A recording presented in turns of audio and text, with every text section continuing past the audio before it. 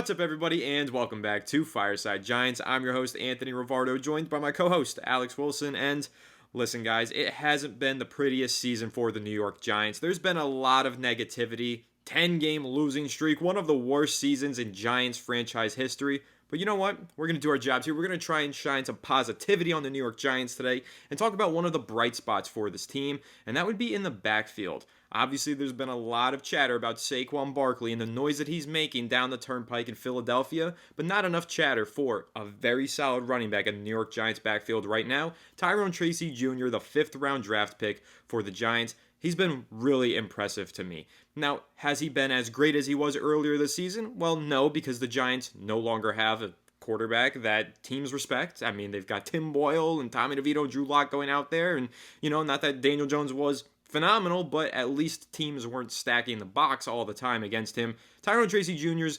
production has fallen off a little bit in recent weeks, but again, I don't think that's a product of him, and if you watch the way that he plays on a down-to-down basis, you'll see a player that runs smart, patiently, can break tackles, and really just a young kid with a lot of potential to be an impact player for the New York Giants for years to come. And that's really what we're looking for at this point, Alex, right? Because it's a lost season. The Giants were eliminated on Thanksgiving. They have been out of the playoff race for a very long while. But if you're looking ahead to the future of this team, well, do we have any young pieces that we can build around? Do we have some young guys who could turn into stars in 2-3 years' time? Well, I think that we do in rookie running back Tyrone Tracy Jr. Been very impressed with him. Alex, how are you doing today, my friend? How are you feeling about Tyrone Tracy Jr.? I know all the way back in April, there were some fans who were confused. Why did the Giants take Tyrone Tracy? There were other players available. You were one of the ones who really opened my eyes to the skill set that Tyrone Tracy Jr. had. You told me, hey, this guy used to be a wide receiver. He's got some really good receiving talent along with his rushing abilities.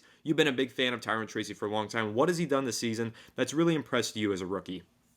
Well, I'm doing pretty good. I know a lot of people want me to be more positive, so we're trying to do New Leaf Fireside Giants, trying to be positive about the future, and not only complain about the present, which I think is warranted for most people. And, the negativity, of course, is a product of losing. And I think that we're all feeling those pains, but we're going to try to look at the positive and try to look at the future in a light that, okay, maybe there is optimism. And one place that we certainly think there is with running back Tyrone Tracy. Now, yes, losing Saquon sucks, but let's not, predict that he would have done the same thing with the Giants. He wouldn't have. He's, operating behind an elite offensive line and an elite offense with great coaching and discipline.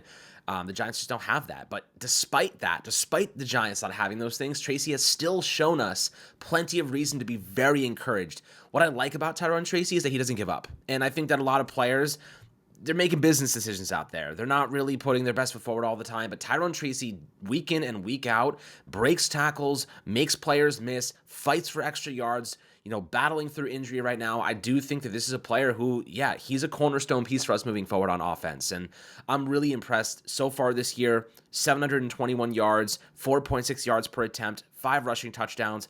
He has had a few fumbles. He had that 2-week span in week 10 and week 12 where he had 3 fumbles combined, one of them on the goal line. I think it was against Carolina. So, those things are not the pretty stuff, but these are things that have to happen for you to grow. And we saw this with Tiki Barber way back when. He had a fumbling issue. Tom Coughlin fixed that, and Tracy will fix it too. I know he's had a couple of drops as a receiver, but last week we saw the glimpse, the flash of what he can do in the passing game, was able to run a secondary route after the play broke down, had his eyes on Drew Lock, found himself in the back of the end zone, and toe-tapped for a touchdown. Now, that is very unique for a running back. You don't see running backs with the ability to have spatial awareness like that in the end zone and run secondary routes. It's a unique skill set that he has, and I do think when you're looking at Tracy, this is something I view as a major asset moving forward. He has to have these drops. He has to have these fumbles because that's how he's going to learn. That's how he's not going to make those mistakes twice. It's a really good part of his game that I think he's getting out of the way early, some of these mishaps and mistakes. Yeah, that's a great point, and it's very similar to the one that I made, Alex, in week 2, was it, right? New York Giants lost to the Washington Commanders in week 2, I believe it was. Malik Neighbors had a chance to put that game away, give the New York Giants a win, get them to 1-1 on the season. Ball goes through his hands on 4th down, they lose, and I made the argument he's never going to drop a clutch reception like that again. Now, obviously, Neighbors has dropped a few more passes as the season's gone on, but like you just said, he's a rookie. So is Tyrone Tracy Jr. These guys are having growing pains, and especially when You have a GM who drafted these rookies in, and the coach put them immediately in the starting lineup. I mean, you are asking young rookies with a lack of experience to play big snaps and a high volume of snaps for the Giants this season. There's going to be some mistakes. They don't have that experience. They haven't ironed all of the deficiencies out of their game. So when you're looking at that play from Neighbors that I mentioned, I said that might be the best thing that ever happens to him. Because now next year, let's say the Giants are a good team in the playoff race and they need a clutch touchdown.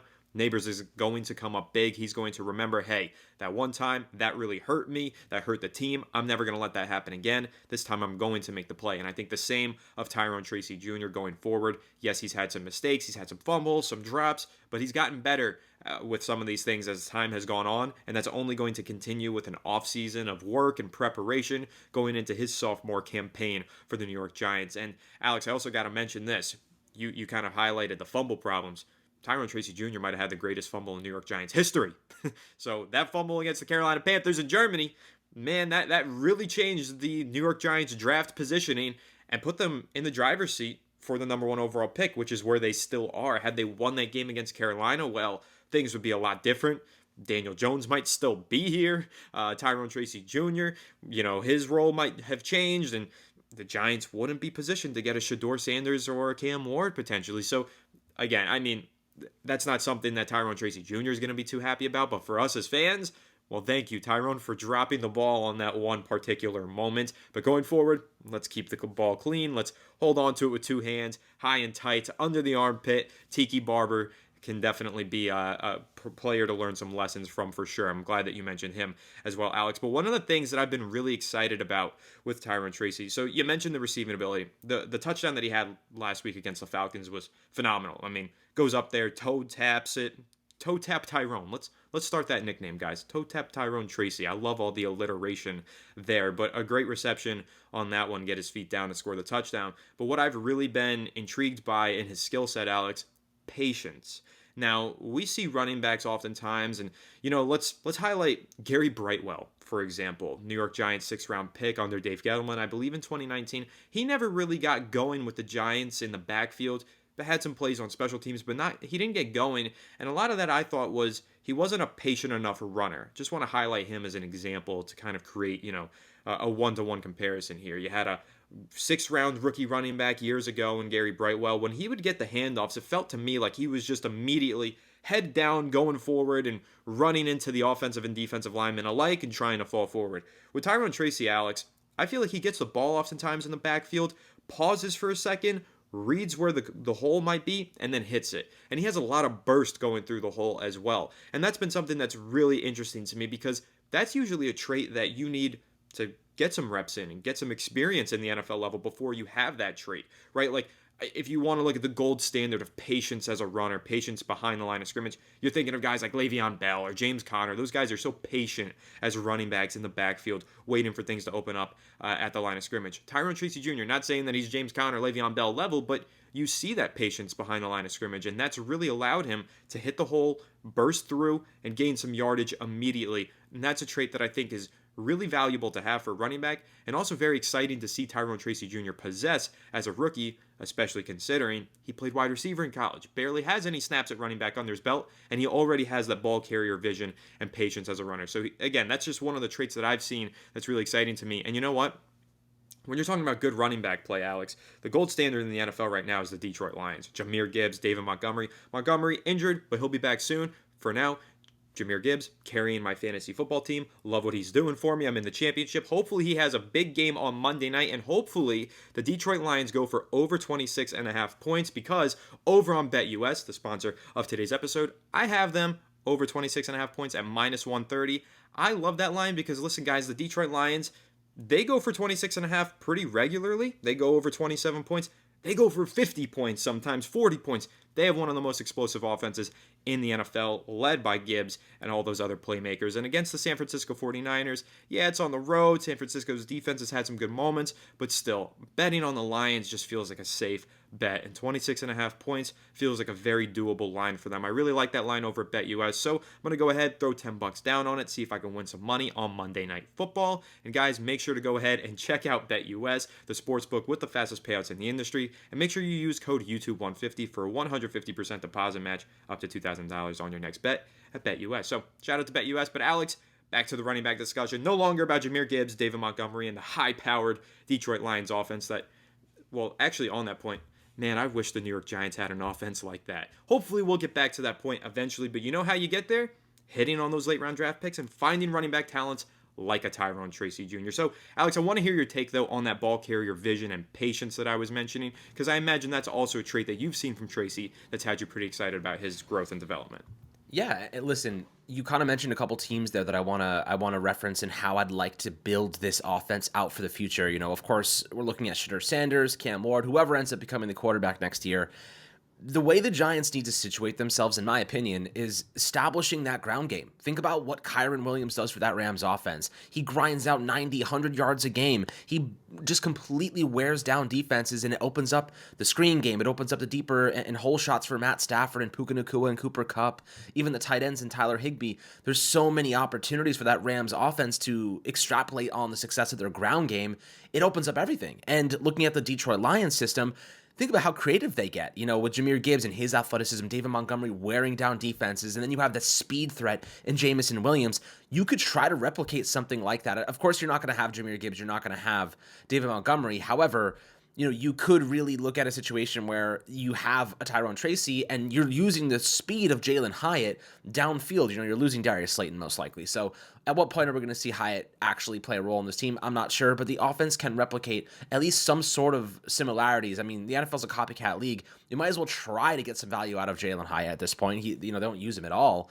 But Tracy's vision is one of his best attributes. You know, he's able to wait patiently and pick the right hole to expose, and he shoots through it, and he oftentimes gets a lot of action, a lot of extra yards. Now, the one thing I'll point to, Anthony, in Tyrone Tracy's kind of development this season, he started off with really good metrics. His first real start against Seattle, 7.2 yards per attempt. Then he went down to 2.9, and then he didn't really play much against Philadelphia, and then he started again against Pittsburgh. He had 7.3 against a really good Pittsburgh defense, 4.1 against Washington, 5.7 against Carolina, 4.7 against Tampa Bay. And then the Giants play Dallas on Thanksgiving, and their offense takes a massive downward spiral, and it's been 3.6, 2.8, 3.1, 3.7, and it really kind of aligns with their offensive line issues and the injuries they've sustained there recently. So what I think needs to happen for the Giants is they have to say to themselves, okay, well, how do we get better on the ground to open up our passing game for a rookie quarterback? The best way to protect a rookie quarterback is to have a competent ground game. It allows them to open up the offense, allows them to be a little bit more lenient in terms of putting so much pressure on the rookie quarterback to make all the plays. You don't want him to be the guy. Tyrone Tracy has to be a complement, has to be a helpful factor, especially as a receiver too. So I think the Giants need to go into next year's offseason plan saying, we have to upgrade the offensive line. We invested 3 years and $30 million in John Runyon. You got Andrew Thomas coming back from injury. JMS is going to be your starter at center. I love Jermaine Illuminor, right tackle. He's an above-average player there. You know, right guard, I think it's time to move Evan Neal inside and get him some cross-training. I don't care where he wants to play. He's got to find a way to be a valuable piece to this team, whether it's another position or a competent swing tackle, which, you know, he's been better recently, but I need to see more long-term. So maybe they want to go out and draft someone in the second round. Although I'm more of a proponent of free agency spending on a decent guard with some upside and then drafting a receiver in the second round, like maybe even a third round guy. I love, if you go get Shedeur Sanders, I love LeJontay Wester from Colorado as well. Slot receiver, you know, Wandale. This is a guy I mentioned a couple weeks ago.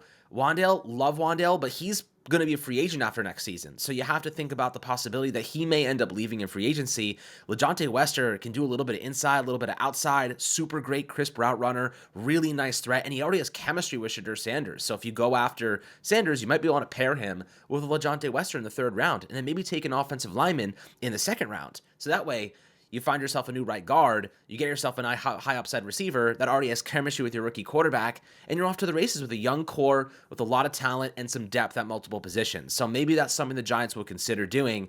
You know, what do you think about that? That takes a lot of pressure off of Sanders to be like this immediate kind of star. Tracy's better with a better offensive line and more depth in the offensive line, and you have another receiver who may be able to replace Wandale if they don't want to spend money on him in free agency.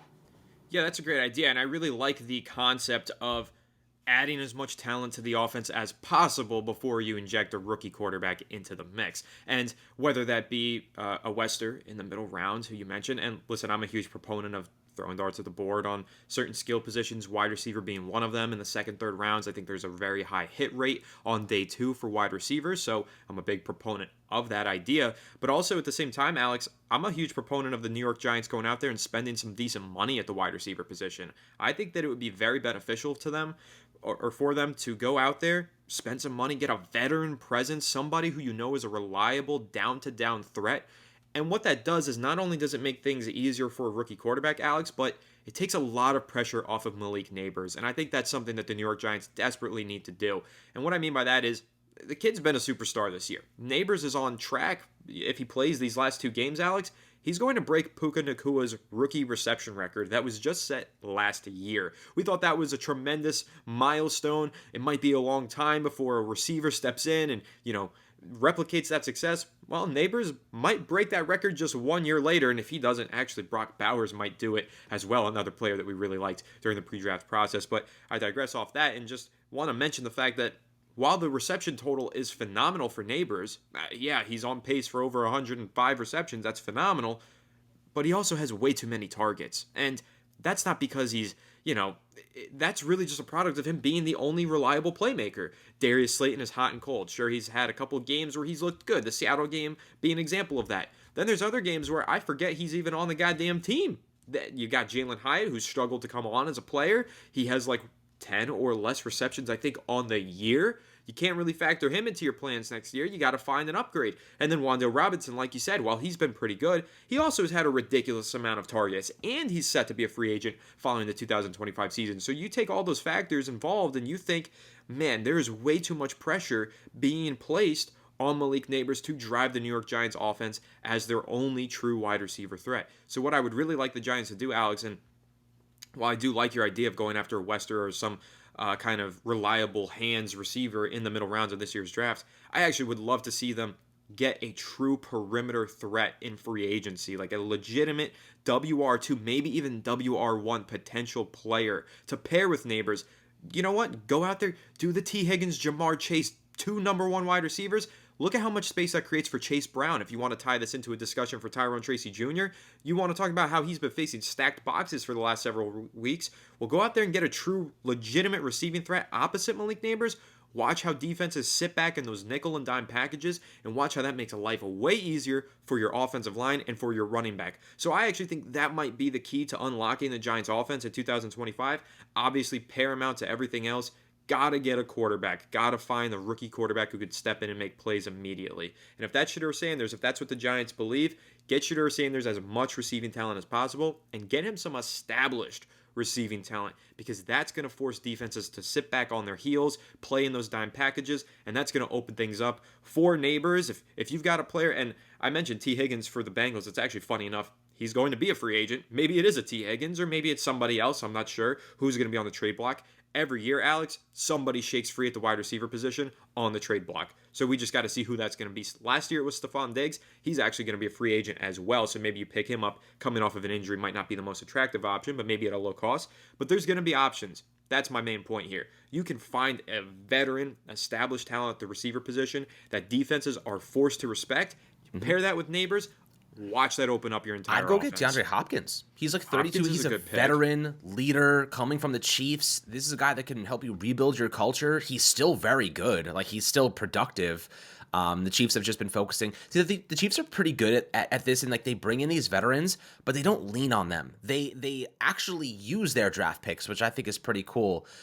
They go out and they kind of feed Xavier Worthy. You see that, and I kind of love how they focus on the guys they want to be a future of their team instead of leaning on guys that they know are just rentals or just, pieces to help fill a specific role. That's what the Chiefs did with Rashee Rice before the injury. Now they're leaning on Worthy. I think the Giants need to keep focusing on their young talent. Yeah.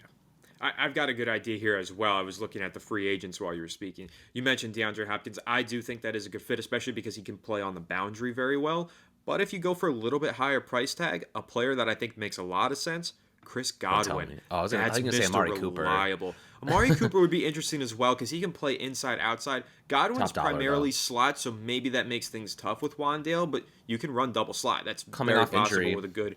so he might be Exactly. Coming cheaper. off of injury, so he might be cheaper. And also, his injury, it was a dislocated ankle. Mm-hmm. That's a lot safer to bet on, in my opinion, than a dislocated knee or a torn ligament in your knee like with Stephon Diggs. So, I mean, listen, dude, Chris Godwin has been Mr. Reliable for years in Tampa Bay. Every single year, he's just one of the most dependable wide receivers in the NFL from the slot. That's a name that I really like. I think he could do wonders over the middle of the field, taking pressure off of Neighbors' shoulders and letting Neighbors just work the sideline, work the boundary, and get open deep, short, intermediate, everything. I think Chris Godwin could be one of those pieces. But again, that's just one name. Hopkins is another. Amari Cooper's another. T. Kind of Higgins. like if you want to go And for then like let's a see who's cheaper on the trade option. Yeah, right. The trade block will definitely be interesting. I think there's some good options though at the medium range, even slightly cheaper than medium. Like a Noah Brown has had a good year for Washington. If you want to go for someone that's a lot cheaper and you can invest more at cornerback, or maybe you want to go for an option.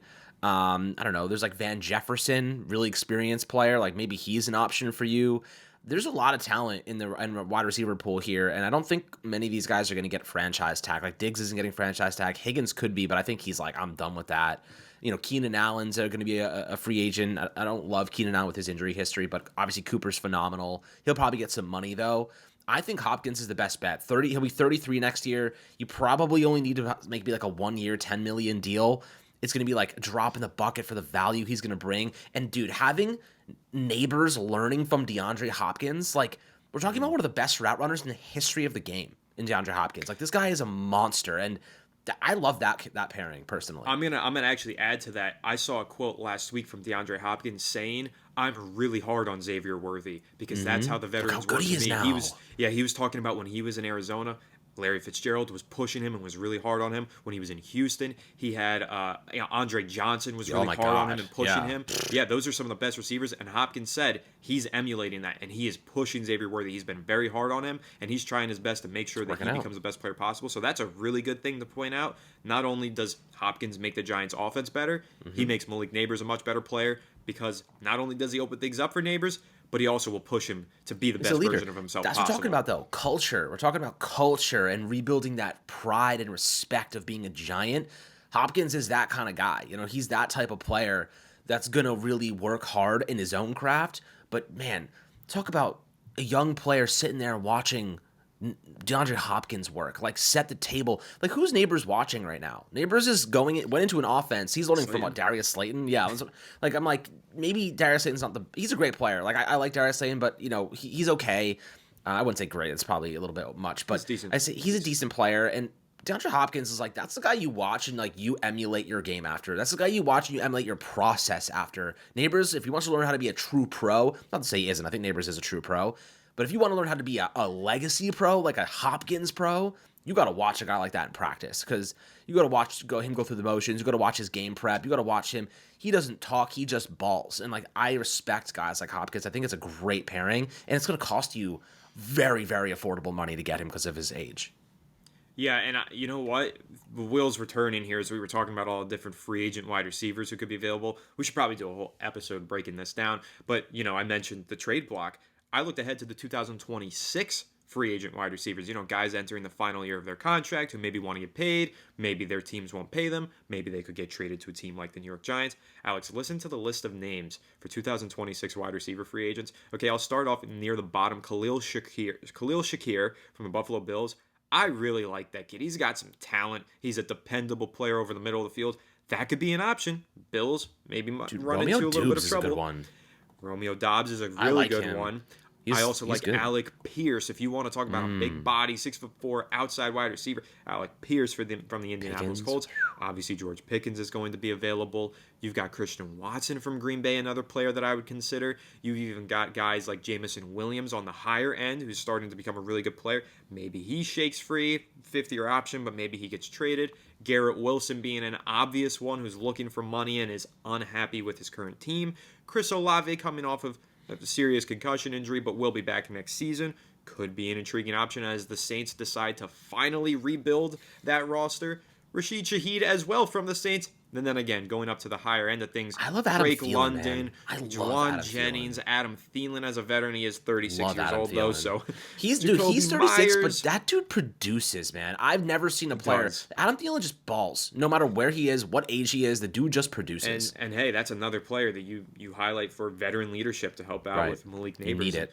But yeah, I mean, look, even at the top of this, if you want to go a DK Metcalf, if he gets on the trade block, Debo Samuel, I mean, he's kind of regressing, but Christian Kirk from the Jags, Cortland Sutton from the Broncos, there are some high-end receivers who I Rashid think could end Shaheed, up low-key. being on the trade block. Yeah, Rashid Shaheed would be interesting because he He's a could good really stretch the this speed. team vertically. Yeah. He would be great to pair with a Cam Ward or a Shedeur Sanders. Like Yeah. he's got that speed, good hands. He's a explosive playmaker. If they keep Brian Dable, like and we need guys that can make big plays. Shaheed is one of those guys. I know he's not a free agent, but maybe he's a trade candidate. The Saints should be looking to stockpile as many draft picks as they possibly can right now because they're going to need to draft a quarterback in 2026 most likely. So they're going to want every opportunity to do that. They still have Derek Carr under contract, and they're going to want to move up. So I think that right now they might be willing to sell some of their more valuable pieces, maybe at not a high cost because they don't have that many valuable pieces, to be quite honest. But it's interesting. Like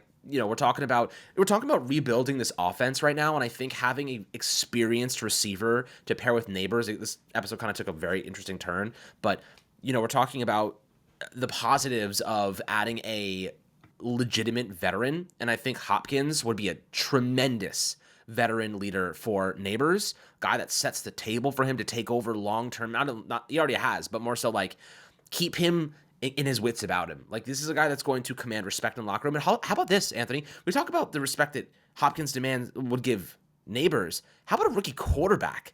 Talk about Hopkins has seen how many quarterbacks? 10 quarterbacks maybe. He's seen what makes guys good, what makes guys bad.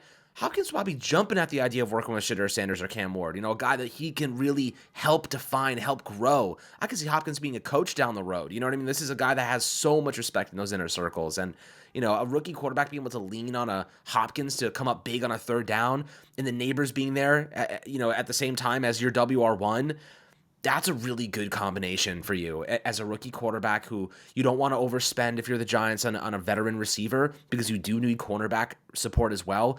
A great leader, like think about, you could get two great leaders. You get DJ Reed, who's going to overhaul your secondary with a veteran leader that they desperately need in that unit. And then you get DeAndre Hopkins, who's going to overhaul your leadership on offense too. Like that's how you get it done. That is how you reset your culture in one offseason. And you use your draft picks. Quarterback, you can go BPA. If you do those two moves, you can go BPA in the second round. Maybe you take an offensive guard or take the top receiver and you just stockpile great receivers for a young quarterback, which is always a good idea. And then the third, fourth, and fifth rounds, I mean, the Giants love starting rookies, so you might as well, go after some valuable pieces. You could draft a cornerback. You could draft, someone that could develop. You could draft a linebacker with the preparation of maybe Okereke leaving after next season. You could draft another offensive line depth. If you don't go with one in the second round, you could draft, I don't know, anybody. You could draft a ton. How about interior defensive line? We desperately need a defensive lineman. You could draft a pass rusher with some upside. There's so many opportunities. The wheels are churning. So it's so funny. You're like, we could address this position, that position, this position. That's because the Giants have a need at every single one of those positions. Yes, they do have needs, but the core mentality that they have right now is situating this offense and defense with you have to add at least one experienced veteran that's going to bring leadership. And I think DJ Reed's a great option, or Charvarius Ward, and DeAndre Hopkins is one of those guys that's going to command that type of leadership. So, and he's going to offer it to these young players. And we have so many young players. They need someone to rally behind. And it can't be a rookie quarterback, man, because your rookie quarterback, you don't know how they're going to react to failure, losing at the NFL level. You need to have some sort of galvanizing force. But with that being said, all the way back, full circle to Tyrone Tracy, I love the fact that he's been such a consistent force for this Giants offense, and he hasn't wavered in the face of adversity. That is something that, in my opinion, Anthony, is extremely valuable. We've seen players give up. Same thing with Neighbors, by the way. He has not given up. So I love the fact that these young players, they're putting their best foot forward. They're witnessing what catastrophic failure looks like in their first season, and they're not giving up. And I think that's a huge positive for the character of this team. We'll see who's managing it in the future and whatnot, but Tracy's legit. Like he's not Saquon Barkley, but you don't need Saquon Barkley to be a winning team in the NFL. He is a luxury piece. He is like having a Lamborghini. Tyrone Tracy is a Corvette. Like you can win with a Corvette. And a lot of teams these days are doing a dual thing. They're doing the Jahmyr Gibbs, David Montgomery. They're having a dual-faced running game. Kyron Williams and Blake Corum. I know Corum's getting a little bit more action here and there as well. This is the type of offense I think the Giants need to implement. I think Devin Singletary is a fine player. If that offense is churning, that combo, he should be. Tracy and Devin, and the only reason he's not is because they want to get Tracy as much action as possible to get more reps and more film on the books for him to evaluate. Sure. And also as a receiver, they want to get the drops out of the way. They want him to make the mistakes now.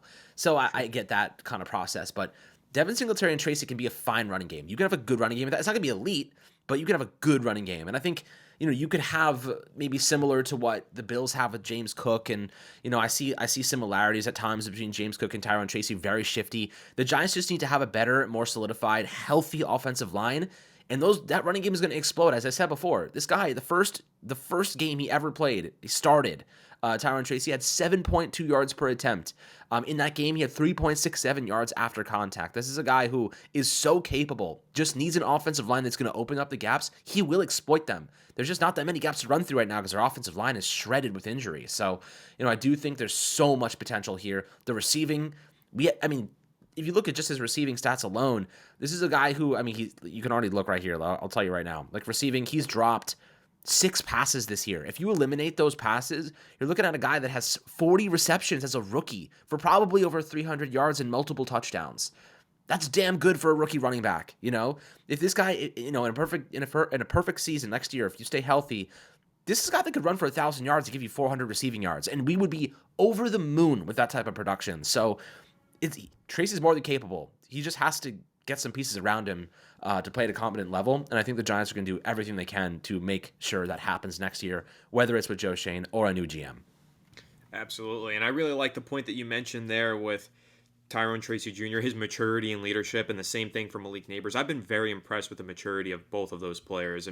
They've been asked to do a lot as rookies. It's been their first season in the league, and it hasn't been one that they probably imagined. It's been very ugly, but they've stood in the face of adversity. They've played through injuries, which I absolutely respect, and they've stood there with the media and the wolves in the media, and they've given some good answers, and they've multiple times pointed out that they care about the fans, and I think that is something that we can all appreciate, especially, I don't know if you saw recently, Alex, Malik Neighbors' comments about, we're going out there and this is our last home game.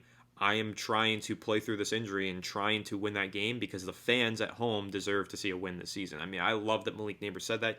Again, I don't think they're going to get that win. I don't want them to get that win because I want that high draft pick, but I do want Neighbors and the other players to go out there and play like they want to get that win, and I do respect and appreciate the fact that that's the mindset that Neighbors, Tracy, and the others have. So I think the future is bright for the Giants, even though it's really ugly right now and it's hard to see the light at the end of the tunnel. We'll get there, guys. Eventually, we'll get there. And when we do, Alex and I will be right here on Fireside Giants to celebrate, along with all of you amazing viewers of the channel and members of our community. Appreciate you all, and of course, make sure to leave a like if you enjoyed this episode. Subscribe to the channel if you're new. Ring the bell so you don't miss an episode. Comment your thoughts down below. If you're listening on Apple or Spotify, make sure to leave us a 5-star review. Go and follow us on all of our social media channels at Fireside Giants. Remember, guys, Fireside Giants, powered by BetUS. We'll catch you all in the next one. Have a good one, and let's go Giants.